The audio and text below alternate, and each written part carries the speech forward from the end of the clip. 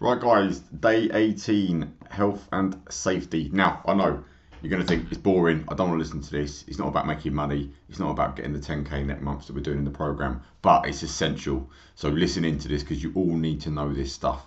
And I've distilled it down from, I've done weeks and weeks longs of training courses and all sorts of bullshit that you have to do to meet certain criteria for jobs that I've taken on in the past and basically running a team. But I've distilled it down to the things that you need to know as a tradesperson, business owner, someone who's trying to grow a company, right? Because you need to know this stuff. So listen in. Now, health and safety. It doesn't earn you any money, but it stops you losing it and it fucking protects your ass, okay? So it is needed. Now, I used to think about health and safety that it was boring. I get it. I fully understand it. I was the guy standing on a roof or, hanging from a fucking whatever with an angle grinder in one hand and a mobile phone in the other. I've done it all, right? I come from that place, right, of a sheer lack of understanding from health and safety. Used to think it was boring. Used to think it doesn't apply to me and I'll be all right, which touch wood, I always was. Never actually really had a serious injury, apart from, well, I nearly lost a finger once. That's a different story. But I always had this mentality and I always viewed it that it gets in the way of getting the job done. And you might be a bit like that too.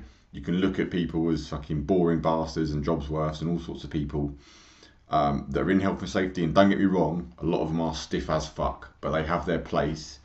And health and safety's got a place for you running a business because it's high risk. Construction is high risk. Any trade within it, something can go majorly wrong very quickly and you can have a major situation on your hands. Touch wood, it will never happen to you, but it might do, all right? So how I think about health and safety now is that number one, it's essential to cover my ass.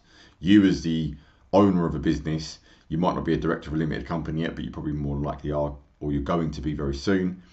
You are liable and responsible for anyone that works for you. So it's essential to cover your ass. It's also essential to cover anyone else working for you's ass. People working for you, you've got a responsibility and a duty to make sure that they're going to be safe doing work for you. Because look, ultimately you're in business to earn a few quid, but it shouldn't be at the expense of an accident or something stupid going wrong that could have been avoided, okay? Now, it's also essential to running a professional company. Now, if you've got goals of hitting 10k net a month and this is your starting point, you want to go beyond that, you want to be a professional company that's going to be around for a long time. Reputation is absolutely everything. Being proactive on health and safety and doing the things you need to do and not walking into an awkward conversation where an accident might have happened on site and then your customer says to you, well, where's all your health and safety and you haven't got it, it's not going to look good. It's not going to bode well for you, and that news is not going to travel well. So you've got to tick the box. It's something you've got to do as a business owner. It's another hat you've got to wear, but you've got to always be thinking about, are your lads safe? Is the site safe? Are you doing things right? Are you covered? Because it is just essential to running a decent professional company. Now, also, look, number 4, it's doing the right thing, because ultimately everyone deserves the right to go home at the end of every day and see their kids or their wife or their partner, Everyone deserves the right. Everyone equally working under you or for you is there just to earn a few quid. They're not there to be put in harm's way. They're not there to not go home one day. And it does happen. Deaths happen a lot in construction. It's a big, big thing. It's massively high risk. You think people working at height, people working with electrical, people working with powerful tools, something can go slightly wrong very quickly. And it does happen. It does happen. Luckily, I've never had a major incident. I've had small incidents, but I have had a friend owned a roofing company, and someone actually fell off the scaffolding, ended up in a coma, all sorts of brain problems, and the guy who fell off the scaffolding still isn't with it today, and that resulted in a long legal case, a lot of arduous checks on the companies, and it nearly put him under. So that is a lot of stress to go on as an owner. And you don't want this. And you might be thinking, right, well, I'm only a decorating company, for example. You're on ladders all the time. You're on access equipment all the time. One of your guys falls off. That's a major issue for you. So we don't want that. So it doesn't matter what you do, as insignificant as a job might seem, even an apprentice loading up a skip, if he's jumping on the skip and then falls off it and cracks his head open and dies, fuck, you're in a major problem. So don't underestimate that everyone's got liability from a health and safety point of view. So, the law. Because people think health and safety is just a nice to have, like it's just a thing that the anoraks with their clipboards want to just enforce on it for the crack of it. It's actually the law. So you need to understand really what the law is telling you. It's massive. You can go on the Health and Safety Executive website and read all the boring stuff and break it down. But essentially, This is what it means. You are legally responsible for anyone who works under you. So if you've instructed anyone, another subcontractor, another bit of labour, anyone, you're responsible for it. The buck will stop with you, okay? You are legally responsible. If you instruct someone to do a task, and if an accident happens, you are responsible. It is on you, okay? This is law. This is not just me saying it. It is on you. You are responsible because you have instructed someone to do something. If you work in someone's home or workplace, they are also jointly responsible. Depending on whether you're the main contractor, and I won't get too deep into it, but they are jointly responsible. So you'll find, like commercial clients, they're only looking to appoint competent and adherence to health and safety and ticking all the policies and everything contractors. You're not going to be able to walk into a commercial building because they're more astute, they're more aware of it. Your homeowner isn't such aware of it, but they are actually legally responsible as well. So if an accident happens in someone's home, they have got an element of responsibility as well by the law that they have instructed a safe contractor. So it works twofold, and I'll explain the angle you can use to that a bit later on, okay? A client is obligated to instruct a safe contractor. That is on them, and not people will know that, okay? An employer, you, although you might not directly employ them, you might instruct a subcontractor, but you as the employer is obligated to instruct a safe work practices and competent people. So if you're asking someone to do something that's way beyond them and then an accident happens, that person could quite easily say, well, I don't really know what I'm doing, but he asked me to do it and he wanted me to do it and he made me do it and he put me under pressure to do it and all this sort of stuff, and then you haven't got a leg to stand on, okay? You've always got to think about what could happen if things go wrong. And then lastly, a main contractor, so if you're the general builder or you're a main contractor, they are obligated to provide the full health and safety, the induction, the RAMs and welfare, toilets, somewhere to eat lunch, all of that type of stuff, okay? So if you're an individual trade, let's say like electrical company working for a main contractor, they should be providing all of this stuff for you, but you need to be aware of it as well and make sure that your guys are actually following along to the health and safety that they're putting out, okay? So really, what does it mean for you? Now, number one, you've got to provide safe working conditions. There is no point pricing a job in a certain way, because this is normally where it starts, is pricing a job cheap because you just want to win the job and you're not thinking about the longer term. So for example, if you're doing high level works, yes, it may cost more money to hire a tower, for example, or access equipment, but it's a safe, right way of doing the job, all right? And would you rather win a job cheap because you're doing it off ladders, or believe it or not, I've seen people on ladders resting on the top of a van to get the height to do a job, to rush and do the job. You've probably all seen the videos yourself of someone hanging from a window with nothing just to get the job done. But then if someone falls and you're in a massive legal case, what was the point in winning that job for the sake of an extra few £100 on for proper access equipment? So you've got to provide safe working conditions. And the thing with health and safety you want to know is that where it's reasonably practical, okay? So for example, if you're changing a light fitting, the most safest thing to do would be to scaffold all around it with a handrail so that it's impossible for someone to fall off. That would be the most safest thing to do, but it's not practical. No one's going to pay £2,000 to fit scaffolding to change a light bulb that costs £7. So a ladder is suitable for the type of task that you're doing. But if you're doing a lot of high level works, it's more practical and makes more common sense to provide some more safer access with handrails and that type of stuff, okay? So you've got to have a bit of common sense about it, is what I'm saying. Number two, you have to ensure that your guys are qualified and competent. So obviously electrical, NIC, EIC qualifications, certain use of tools and chemicals like welding equipment. You have to be a competent person in doing this. So you've got to be aware if you're instructing people to do something, they've got to be competent. And so this is why all the big sites, they insure on things like CSCS cards and training certificates, because it's covering their ass. Because they're basically saying, well, you are competent at your job because you've got a certificate. We all know that a lot of people get CSCS cards on the back burn, or it's someone else's CSCS cards, and they've frauded it or whatever, but that's on them. They provided a card that says that they're competent, and that is a tick in the box, okay? So you've got to be just aware that, make sure that you're instructing competent people. and you're not leaving people to do things that is way beyond them, because it is a risk for you. And if the worst case happened, they could come back to you and say this, okay? Because ultimately you are instructing them and you are paying them to do a task. You have to provide the basic PPE, which is personal protective equipment, if you've not heard of it. So obviously your lads should be wearing boots on site. I get it, they're not the most comfortable, but being practical, you don't need to wear them all the time if you're doing light stuff. But you know, if there's major groundworks going on, if there's steels being lifted in place, if there's something, you know, potentially very dangerous, you need to make sure your lads are wearing boots. And I think lads should really wear their own boots, buy their own boots, and come to work with a set of boots. You've got to enforce this.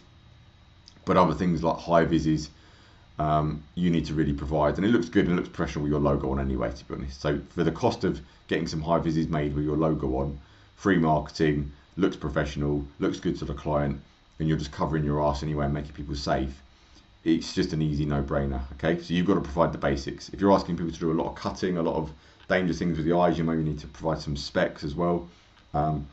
Just cover the basics, all right? So you're giving your lads the chance to be as safe as possible. Number 4, you have to have a set of RAMs completed, which is a risk and method statement. Now, a lot of people get bogged down with this and confused with it. There's an easy way. I'll share with you the easiest place to get RAMs complete. But ultimately, if you've got 3 or 4 guys working on a site, you need to have a set of RAMs. You need to have a risk and method statement saying this is what we've thought about, this is how we're going to do the work, and people have got to sign that, because that is what's going to cover you. If any of your lads have signed a set of RAMs to say, yes, I will do work in this particular way and I will use this method of working, then you are covered as the person that's instructed them. This is the only real thing that's going to cover you if the worst case happens. So you have to have a set of RAMs, and you also need to have, if you're a bigger company, if you're a main contractor or a general builder, you need to be a competent manager, which basically means you've done the site manager's course, because people can only be led and told what to do by a competent manager telling them what to do.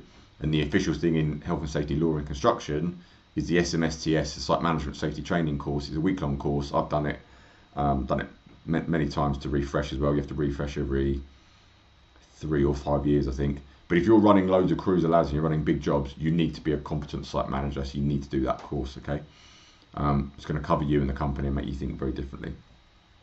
Now, what I want you to do is view health and safety as a professional part of the company. Number 1, it's the appearance of staff and your workers to everyone else. Everyone actually works safer when you start to enforce it a little bit anyway, because if you never talk about it, you never bring it up, no one, it's not even on anyone's radar. But you'd be amazed by just making people wear their boots, making people wear the high vis, they start acting differently and working differently around the site, okay? So it's a great appearance thing for you, for staff and for clients as well. It looks good. Now, from a sales point of view, remember what I said earlier, that the client is actually partially responsible for who they instruct. It's a fantastic sales point of view of saying you are a competent site manager. You've got an SMSTS course because you're the guy who owns the company. You've got all of your lads are qualified in whatever trade you do. They've got a certificate that's relevant to it. They've got CSCS cards. You're fully insured. And you can always throw in there when you're chatting to clients, especially higher end clients who appreciate this stuff, that all our staff are competent and we're fully insured. If an accident happened, you wouldn't be liable. And then what people will start to think is, well, what do you mean I wouldn't be liable? And then you can actually explain to people, yeah, when someone's working on your house, you're actually partially liable if an accident happens. But don't worry, you're covered because we've got the accreditation, we handle it, we take care of it all. This is part of professional management, and this is something that can separate you from most people, because most people don't do this stuff. Most people don't even know this stuff exists, and that's why I've done it in today, so you know it. Because once you know, you just know.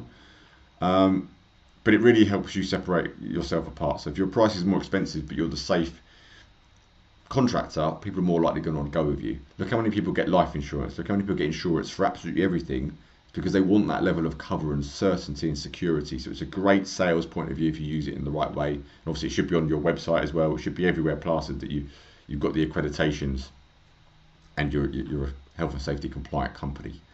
And lastly, it lets you sleep at night. You know, if you've given the guys the stuff that they should have as a minimum requirement, you know you've done a set of RAMs and you've made lads sign that RAMs. They've read the RAMs and they've signed them to say, I will adhere to work in this way. If an accident then happens, you've done what you can, because accidents do happen. Shit happens.